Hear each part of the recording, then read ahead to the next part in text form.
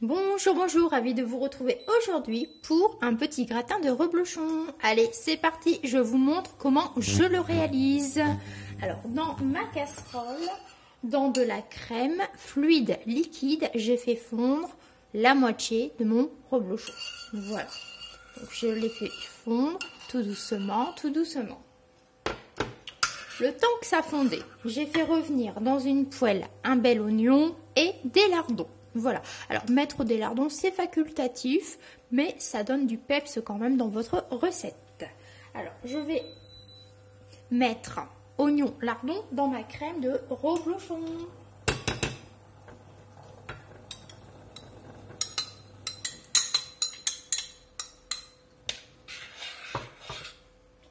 Voilà, alors c'est bien gras, c'est bien bon.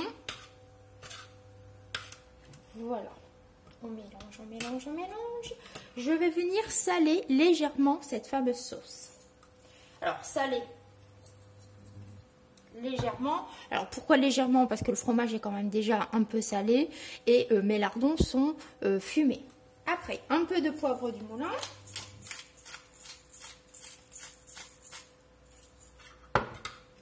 Voilà.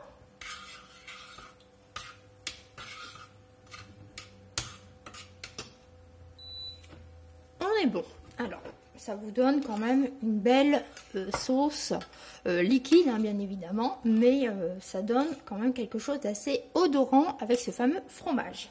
Dans un petit plat allant au four, j'ai tapissé de pommes de terre. Mes pommes de terre sont pré-cuites. Moi, je gagne du temps. Alors, je viens donc mettre un petit peu d'oignon et lardons sur ce premier étage. Voilà.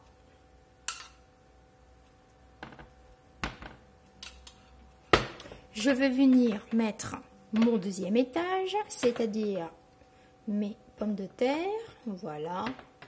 Alors, si vous voulez quelque chose d'un peu plus raffiné, vous pouvez couper vos pommes de terre à la mandoline. Moi c'est un peu plus rustique, mais c'est un plat justement qui se veut rustique, hein. Un bon gratin le plus souvent c'est assez rustique. Voilà, alors on va mettre ça là, on essaye de faire joli quand même. Voilà, et maintenant je viens donc y verser le reste de ma préparation. Voilà.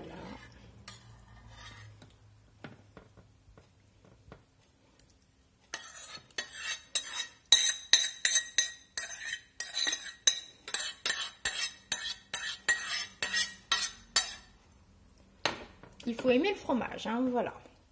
Là, comme ça, tout va cuire. Ça va être super chouette. Ça permet de varier quand même de certains gratins, de varier du gratin dauphinois, etc. Et j'ai gardé quelques tranches de reblochon que je vais donc venir mettre sur mon plat. Et je vais mettre ça ainsi.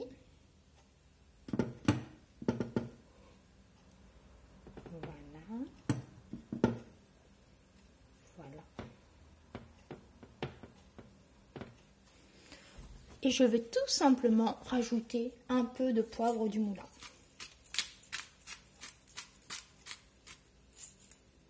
Alors ça cuit, après ça passe au four, ça cuit pour gratiner, ça cuit pour finir de cuire les pommes de terre.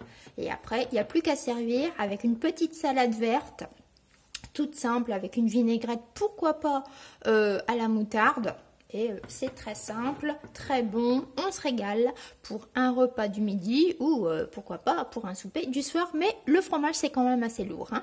Voilà, voilà. Allez, j'espère que ma façon de faire un petit gratin de reblochon vous a plu, vous a donné une idée. Donc n'hésitez pas à faire fondre en premier lieu un quart de reblochon avec de la crème. Et après comme ça vous pouvez verser sur vos pommes de terre et ça donne vraiment beaucoup plus de goût que d'incorporer directement les morceaux tels quels de fromage. Voilà, voilà, voilà. Allez, je vous dis de prendre soin de vous et à la prochaine.